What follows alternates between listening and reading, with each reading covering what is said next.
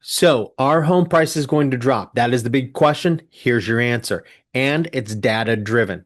Take a look at this. So, if we go all the way back to 1940, we've got this 4% increase every single year till you get to the 1980s. Let me show you what that looks like on this map here. See here, this is 4% every single year. Then we hit 1980. We had incredible inflation in the 1970s. Ask your parents, ask your grandparents. Interest rates were at like 18, 19%. So, you can imagine home prices went way down during that 1980s. And so we had a leveling off, and then we had that increase begin to increase again. So then we had the '08 crash. That wasn't a housing market crash, that was a credit crash. People were lending to people that they shouldn't have. So we saw a crash and dip in prices.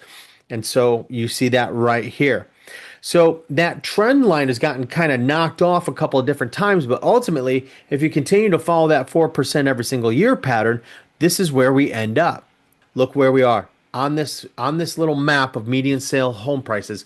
We are exactly where we should be historically. We have caught up despite the dips in the 80s, despite the dips in '08. Now we are where we should be. So when everybody's freaking out about house prices, just take into account, are we where we should be if you follow the historical trend line?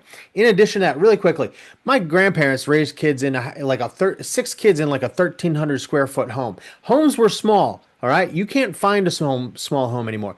They're building homes with luxury, huge homes with 4 or 5,000 square feet.